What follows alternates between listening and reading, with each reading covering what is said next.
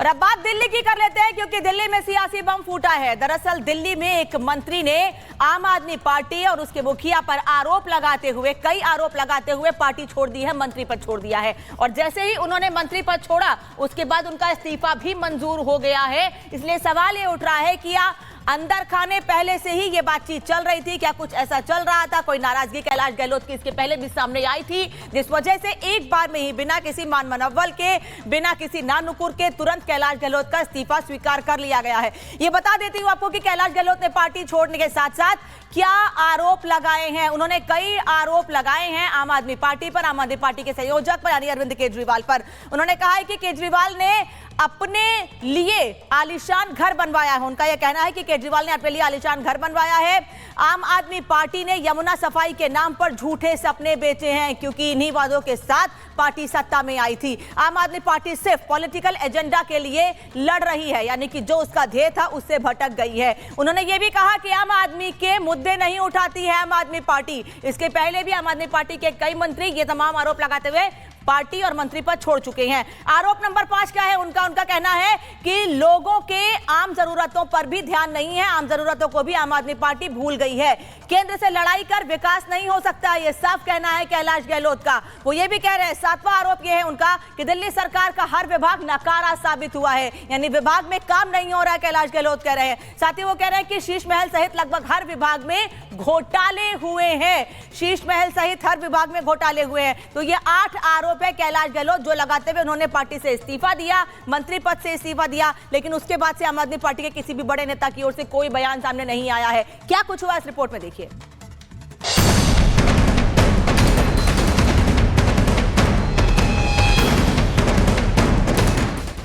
दिल्ली में विधानसभा चुनाव को कुछ महीने ही बचे हैं। उससे पहले दिल्ली के पूर्व सीएम अरविंद केजरीवाल और आम आदमी पार्टी को बड़ा झटका लगा है। आम आदमी पार्टी के पुराने नेता कैलाश गहलोत ने आम आदमी पार्टी से इस्तीफा दे दिया है। यही नहीं, उन्होंने दिल्ली सरकार के मंत्री पद को भी छोड़ दिया है। कैलाश गहलोत ने आम आदमी पार्टी के राष्ट्रीय संयोजक और पूर्व मुख्यमंत्री अरविंद केजरीवाल को पत्र लिखकर इस्तीफा दिया। उन्होंने अपनी चिट्ठी में आम आदमी पार्टी सरकार के कामकाज पर सवाल खड़े किए। साथ ही अरविंद केजरीवाल की पार्टी पर कई आरोप भी लगाए। कैलाश गहलोत ने अपनी चिट्ठी में यमुना की सफाई समेत कई मुद्दों का जिक्र किया। साथ ही कई मुद्दों को लेकर उन्होंने अपनी नाराजगी जताई। अपने पत्र में उन्होंने लिखा, केंद्र सरकार से लड़ने में दिल्ली सरकार ने समय बर्बाद किया। उन्होंने लिखा कि केंद्र से लड़ाई कर दिल्ली का विकास नहीं हो सकता। दिल्ली में आम आदमी पार्टी की कई साल से सरकार होने के बावजूद यमुना की सफाई नहीं कर पाए। यही नहीं, उन्होंने लिखा कि शीश महल जैसे कई शर्मनाक विवाद हैं। वादा करने के बाद भी दिल्ली में जनता के काम नहीं कर पाए। वहीं कैलाश गहलोत के इस्तीफे के बाद दिल्ली में सियासी हलचल तेज हो गई है। कैलाश गहलोत के आम आदमी पार्टी छोड़ने पर बीजेपी ने भी अपनी प्रतिक्रिया दी है। क्योंकि अरविंद केजरीवाल का एजेंडा लोगों की भलाई, लोगों की सेवा करना नहीं है। अरविंद केजरीवाल का एजेंडा अपने और अपने भ्रष्टाचार साथियों की जेब भरना है, जिसका परिणाम स्वरूप कैलाश गहलोत बाहर निकल कर आए। और मेरा मानना यह है कि आम आदमी पार्टी अब पार्टी नहीं, लुटेरे का गैंग है। और वहाँ से जो भी आदमी दिल्ली को ईमानदारी से जीना चाहता होगा, दिल्ली को अच्छी दिल्ली बनाना चाहता होगा, वो अरविंद केजरीवाल के साथ काम नहीं करेगा। उन्होंने अपने इस्तीफे में लिखा है कि अरविंद केजरीवाल के भ्रष्टाचार के कारण, आम आदमी पार्टी के भ्रष्टाचार के कारण सरकार में और पार्टी में रहना असंभव हो चुका है। ये बहुत ही गंभीर बात है। एक सिटिंग मंत्री इतनी गंभीर बात कह के चुपचाप इस्तीफा देके सरकार और पार्टी से अलग हो रहे हैं। स्वागत कैलाश गहलोत जी के इस कदम का। और यही हालत आम आदमी पार्टी के गली गली के हर कार्यकर्ता की है। केजरीवाल गैंग के लूट और झूठ के खिलाफ आम आदमी पार्टी के सभी कार्यकर्ता उनका दम घुट रहा है और हर विधानसभा में इसी तरह से उनके कार्यकर्ता इस्तीफा दे रहे हैं। दिल्ली विधानसभा चुनाव को कुछ महीने ही बचे हैं। कैलाश गहलोत की आम आदमी पार्टी छोड़ने से केजरीवाल को बड़ा झटका लगा है, जिसका खामियाजा आने वाले विधानसभा चुनाव में देखने को मिल सकता है। अब देखना यह होगा कि कैलाश गहलोत किस पार्टी का दामन थामेंगे। Bureau report, Republic Bharat. तो कैलाश गहलोत का अगला कदम क्या होगा ये अभी तय नहीं हो पाया है, लेकिन आम आदमी पार्टी के किसी नेता ने खुलकर अभी कैलाश गहलोत के इस्तीफे पर कुछ नहीं बोला है। लेकिन हाँ, ये जरूर तय हो गया है कि आखिर कैलाश गहलोत के विभागों को संभालेगा कौन। बड़ी खबर आपको बता दे रहे हैं, मुख्यमंत्री आतिशी संभालेगी कैलाश गहलोत के सभी विभागों को। मुख्यमंत्री आतिशी ने राज्यपाल को प्रस्ताव भी भेजा है। हालांकि 2 से ढाई महीने बाद दिल्ली में विधानसभा के चुनाव होने हैं और उसके पहले ये उथल पुथल आम आदमी पार्टी को बड़ा झटका लगा है। कैलाश गहलोत ने पार्टी से इस्तीफा दिया और उसके बाद अब यह तय हो गया है कि सीएम आतिशी ही उनके विभागों को संभालेंगी। इसको लेकर उपराज्यपाल को प्रस्ताव तक भेज दिया गया है।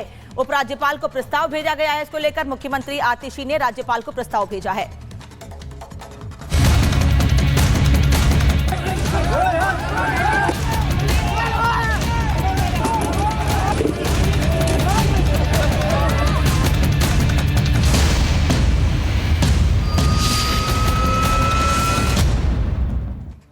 तो दिल्ली में भले ही 2.5 महीने बाद चुनाव हो, लेकिन महाराष्ट्र में 20 तारीख को वोटिंग होनी है। उसके पहले चुनाव प्रचार लगातार जारी है और इस बीच अमरावती से सांसद रही नवनीत राणा अमरावती में ही चुनाव प्रचार करने के लिए पहुंची और उनके साथ मारपीट हुई है। और यह कहा जा रहा है कि उनके साथ जो व्यवहार किया गया उसमें वो बाल बच गई कि उनको चोटें नहीं आई हैं। क्या हुआ था और कैसे उसके बाद नवनीत राणा शिकायत करने के लिए पहुंची हैं, ये आपको बता देते हैं। नवनीत राणा ने बाकायदा वीडियो दिखाया है पुलिस को इसका और ये बताया है कि उनके ऊपर कैसे हमले किए गए हैं, साथ ही अपशब्दों का इस्तेमाल भी किया गया है। वो यहां तक कह रही हैं कि किसी तरीके से बच के वहां से वो निकले, लेकिन उस बीच उन्होंने अपनी बात को लोगों तक पहुंचा दिया है। और इसके बाद अब वो विजुअल आपको दिखा देते हैं जो नवनीत राणा ने पुलिस को दिखाया है।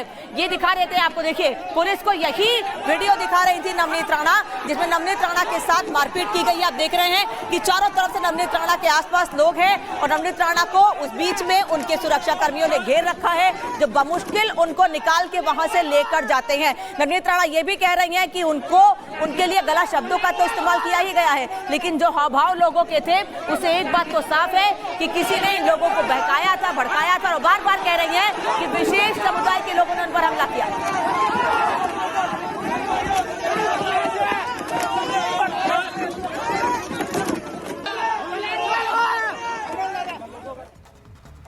और बता देते हैं आपको कि नवनीत राणा पर आखिर अमरावती में हमला हुआ क्यों है। नवनीत राणा सनातन की कट्टर समर्थक हैं, अलग अलग मंचों से सनातन को लेकर मजबूत और महत्वपूर्ण बातें कहती रही हैं। सनातन वोट बनाने की मांग भी नवनीत राणा उठाती रही हैं, तमाम साधु संतों के साथ सुर मिलाते हुए। सनातन को लेकर मुखर होकर बोलती है नवनीत राणा और विधानसभा चुनाव से लेकर लोकसभा चुनाव तक वो सनातन और हिंदू धर्म को लेकर खुलकर बोलती रही है। वक्फ की मनमानियों पर भी उन्होंने सवाल उठाया था और इसीलिए वो कह रही है कि लोगों को भड़काया गया और विशेष समुदाय के लोगों ने उन पर हमला किया। ओवैसी ब्रदर्स को उनकी ही भाषा में नवनीत राणा ने जवाब दिया था।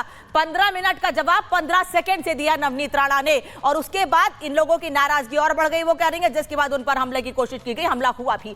मुस्लिमों को सबक सिखाने की बात कही थी नवनीत राणा ने। साथ ही नवनीत के बयान से कट्टरपंथी परेशान है। नवनीत राणा वही शख्सियत हैं जिन्होंने इसके पहले मुख्यमंत्री रहते हुए उद्धव ठाकरे के घर के सामने हनुमान चालीसा पढ़ने की बात कही थी और उसके बाद उन्हें गिरफ्तार कर लिया गया था। तब से वो चर्चा में आई थी और अब जब वो हिंदू धर्म को लेकर कोई बात कहती हैं तो कट्टरपंथियों में नाराजगी बढ़ती है और उन पर हमला कर दिया जाता है। ये दावा है नवनीत राणा का। क्या हुआ है अमरावती में, इस रिपोर्ट में देखिए और कैसे बाल बची है नवनीत राणा।